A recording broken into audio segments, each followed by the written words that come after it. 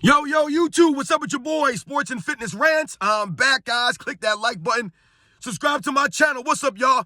Welcome back, guys. Welcome back. Got another great video for you guys today. As usual, you guys know the deal on this channel. It's all about the facts, right? We're here to stop the narratives. We're here to stop the lies, right? You guys get that, man. So much respect to everybody out there, everybody that's been supporting my channel, everyone across the states, everyone across the world. Much respect, man. I'm truly humbled by all you guys with your support, your comments. It really means a lot to me, guys, when I read what you guys say to me. It does, man, because you guys understand this and you guys get what we're doing here. You guys know the deal. You guys are true NBA fans, man. And real recognize real. So much respect to everybody that's been supporting my channel, guys. It means a lot to me. And in this video, I don't know if it's going to be a hot take or not, man. Maybe you guys aren't going to agree with me on this, but I'm going to do this video today where we're going to talk about LeBron James is a ball hog, man. To me, I think we can call him a ball hog, man. We're going to talk about it in this video. And you guys know what to do, man. Turn the volume all the way up. Hit that play button. Remember, these videos are for educational purposes. And let's roll.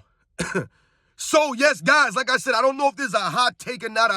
I don't think I've ever seen a video or anybody saying this really out loud. But for me, I think we can call LeBron James a ball hog, especially over the last 10 seasons or so, right? Basically ever since, I think we can call him a ball hog his entire career, guys. I really think we can say that. Now, for me, the earlier part of his career, his first stint in Cleveland, you know, those first maybe 4 or 5 seasons or so, LeBron James to me he was watchable. He was exciting to watch, right? He seemed like he had that flair. He had the hustle, right? He was young. He was coming into the league. He had the energy, right? He seemed to try, right, on both ends of the court, right? We could watch LeBron James early in his career. We could. But over the years, right, this man's become unwatchable, right? He really has not worked on his game. His game has never really become well-rounded or exciting to watch, right? It's not beautiful. It doesn't have the level of artistry or creativity of someone like a Michael Jordan, right? So we always say these comparisons don't add up, and LeBron James is not really exciting to watch now.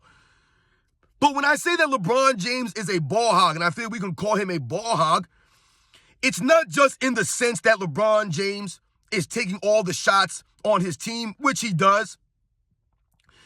It's about the play style of LeBron James that we can classify as him being a ball hog. Because as we know, LeBron James has never allowed his teammates to shine, right? He's never allowed them to play in an actual system, which would allow them, right, to be good, to help him, right? He's never maximized them in that way. Because at the end of the day, LeBron James has never been interested in his teammates shining, right? He's only been interested in what he can do, right? How he looks. So the wins and losses have never mattered over the years, right? He's been more concerned with his stats, right? Check my stats, right? His fan club, right? They're always talking about his stats. It's the first thing that they go to is a pull of some stat. They won't talk about wins or losses, none of that stuff, right? His teammates not being allowed to play in the system, his teammates having to fit their games and their play style around LeBron James, right? They must make the adjustments. Even though LeBron James is supposed to be the leader and the greatest player on his teams, he's never making any adjustments. He's never sacrificing his game or his play style for his teammates. That's a ball hog, man. Are you kidding me?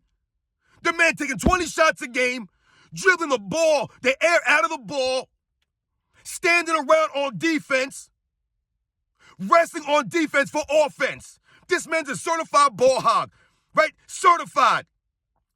Never allows his teammates to get any shine. Never. So he hogs all the assists, all the scoring, right? He even gets all these fake rebounds, right? So they can say, hey, LeBron James averaged a triple-double in the finals, man. It ain't his fault, right? This nonsense, man. But when you watch the games, you can clearly see that LeBron James is not playing to win. He's playing to collect stats, right? And pad his image so that at the end of the day, they can always say, yo, LeBron James averaged triple-double. Yo, LeBron James averaged this. LeBron James averaged that, right? So that he can come in a post-game press conference and read his stat line off. Corny stuff. No class. There's no honor in that. But this LeBron James. clearly has been a ball hog. You know, they like to call Michael Jordan, they like to call Kobe Bryant ball hogs. But I'm pretty sure that Michael Jordan was doing everything that he did in his power to win. Never played with another score, ever. Michael Jordan never played with another score. Scottie Pippen was never a scorer. He could never get a basket at a high level consistently. Scottie Pippen? That's not true, right? So he's never played with a score, Michael Jordan. So he literally had to carry the Bulls offensively his entire career. So for him to be a ball hog or a shot chucker doesn't add up. Who else is going to score on his teams? But LeBron James has had plenty of help throughout his career, and yet he still won't allow these guys, right, to be successful. He won't allow it, right? We even say that LeBron James may have lost the 2011 NBA Finals on purpose to cost Dwayne Wade a Finals MVP. Because LeBron James knows he can't have anybody else win a Finals MVP on his watch. He can't allow it. Because that can be used against him in the GOAT arguments against a Michael Jordan, right? We can say that. So did he lose on 2011 on purpose? Did he choke it up on purpose? Because Dwayne Wade was clearly going to be the Finals MVP if the Miami Heat won. If you watch those first couple of games and the way the series played out, Dwayne Wade was definitely the Finals MVP for the Heat. It wasn't LeBron James. So did LeBron James sabotage his best friend because of an award? For the image, right?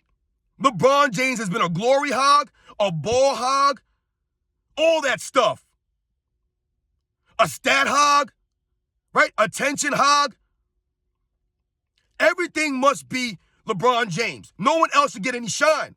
That's why he'll say things like, that one right there made me the greatest of all time. That one right there made me the greatest of all time. Even though Kyrie Irving averaged 27 points a game, outplayed the regular season MVP handily in the finals, and hit the game-winning shot. But LeBron James felt that made him the greatest of all time because he will never give Kyrie Irving or any of his teammates any shine, any credit. Meanwhile, Michael Jordan was always giving his teammates shine, always giving them the credit, and always taking the blame. LeBron James will hog all the credit and deflect all the blame onto them. He's a hog. He's a ball hog. He's an attention hog. He will never allow his teammates to shine.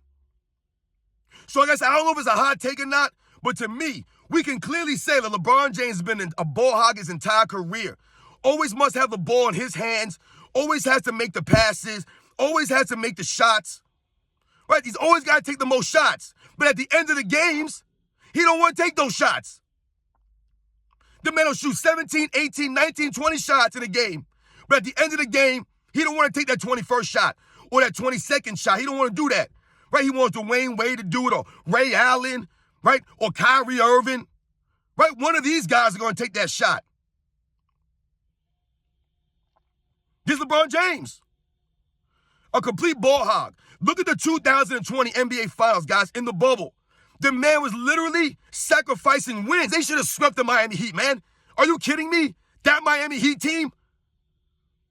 That team was not that great, man. And how many injuries did they have?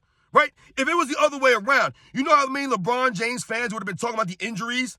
Oh, everybody was injured. That's all they ever talk about, right? 2015, oh, Kyrie and Kevin Love got injured. The Miami Heat had a lot of injuries in 2020, and yet they still couldn't sweep those guys, right? They won 4 games to 2. But a lot of us who watch those games, you can clearly see LeBron James step padding his way for a Finals MVP.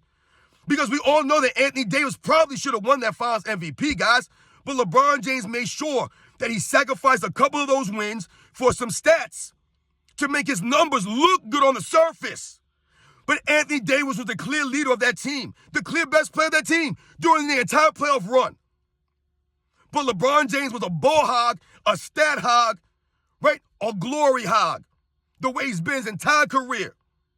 All Michael Jordan ever wanted to do was win. That's what he wanted. He was a competitor like no other, but he wanted to win. That's all that mattered to him. So yes, he pushed his teammates and he got on these guys. And what did he say? He said, I wanted to win, but I wanted them to win and be a part of this as well. He wanted them to be winners. He wanted them to have that feeling. You know, guys, there's this movie called Necessary Roughness I don't know if you guys remember. It came out, I believe, in the early 90s. Scott Bakula was the quarterback.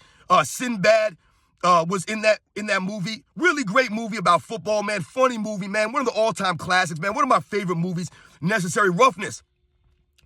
But towards the end of that movie, if you guys don't know, the movie's about like a college football team that had gotten broken up, right? All the team got suspended and kicked off out the school because of all these cheating allegations and these scandals, right? So they bring in a new head coach and they have to get all these basically like, substitute players, basically, right? They just pull these guys right from the school to play football. They have like a tryout, right? Like a replacement player, so to speak, right? And these guys are not really that good, right? And they try to come together towards the end of the movie to beat the #1 team in Texas, right? But towards the end of that movie, Scott Bakula, who when he was in high school, he was a state champion and he had all this success and he was supposed to go to college and all these things happened, right? And it ended up not working out. He ended up becoming a farmer, right? Working on his family farm. But he's talking to his girlfriend in the end of that movie, right? Towards the end of the movie. And they had just come off a loss. And it's one of those things where like they tied the game, excuse me. And they should have won the game, he felt, right? He had a chance to win the game for the team and they didn't win. And he's talking to her in the house or whatever, and he's saying to her, like, I just wanted them to have that feeling, what it was felt like to be a winner for once. And that's what Michael Jordan felt for his teammates. He wanted them to have that feeling of what it meant to be a winner because Michael Jordan knew what it would mean to become a champion. That's all he was chasing, was winning. And at the end of that movie, Necessary Roughness, that's what Scott Bakula was talking about. He just wanted his teammates to have that feeling just one time, man. Just one time to be a winner, what it felt like. And that's what Michael Jordan wanted for his teammates. He wanted them to have that feeling, right? So they can celebrate that together and what it would mean for them. LeBron James, he never cared about his teammates like that. He never pushed them like that. None of that stuff. He never held them to a standard. All he did was point the finger at them, right? And blame them. He let the media blame them. He never stood up for these guys. None of that stuff, man. He'll just read his stats off at the end of a game, right? He'll walk off the court early. He won't shake his teammates' hands on the bench. This LeBron James. He's a ball hog. He's been chucking up shots, 20 shots a game for his entire career. But he's passed first, they'll tell you, right? No, LeBron James is a shot chucker. He's way more of a shot chucker than Michael Jordan ever's been, right? LeBron James is about to be the all-time leader in missed shots, the all-time leader in shots taken, right? He's already the all-time leader in turnovers. He's a ball hog. Michael Jordan, right? The way that he approached the game, when people say that he shot the ball this many times, once again, you tell me one score that Michael Jordan ever played with. Name him. Never played with a score. Never a guy that can get you a basket at a high level when it matters most. Michael Jordan was that guy. He was always the closer. He was always the leader, always the main threat. There was no team's game plan for Scottie Pippen on offense, or Horace Grant, or B.J. Armstrong, or John Paxson, Bill Cartwright, any of these guys. No. Everyone fed off of Michael Jordan. They all got their shine from Michael Jordan playing in what? The triangle system. Michael Jordan allowing his teammates to be successful, allowing them to run that offense, and then mastering it. Not complaining about it, not asking for a trade, right? Not asking for the coach to be fired, none of that stuff. LeBron James has been a ball hog his entire career. He's never allowed his teammates, right, to do what they do best. He never allowed Kevin Love to be Kevin Love. He never allowed Chris Bosh to be Chris Bosh. Even Dwayne Wade had to change his approach to the game, right? He studied film on Michael Jordan playing off ball after the 2011 NBA Finals, right? That collapse. To help LeBron James. They all did this to help LeBron James. Everything's been about him. He's the ball hog, man. He's the true, real ball chucker out there. Just chucking up three-pointers. The man shot more threes than Reggie Miller in his career, guys. That's a shot chucker. LeBron James is nowhere near a perimeter shooter. Nowhere near as a jump shot. But he shoots that many threes? And I told you, most of his shots from out there are uncontested. They let him shoot that out there. Don't no one care about guarding LeBron James on the three-point line? The man can't even shoot free throws. But they're worried about him shooting three-pointers? No. LeBron James has been a shot-chucking ball hog, a glory hog, hogging all the stats, hogging all the fame, right? Taking all the credit and pointing the finger and putting the blame on everybody else. The coaches, the teammates, the city, the organization, everybody takes the blame. Not LeBron James. You guys know the deal, man. I don't know if it's a hot take or not, but LeBron James is a ball hog, a bigger ball hog than Michael Jordan ever was. Ever was. Ain't even close. Michael Jordan did what he had to do to win. LeBron James does what he has to do, right? And he doesn't care about the winning. Wins or losses, he's going to play the same. That's a ball hog, y'all. I'll catch you guys on the next one.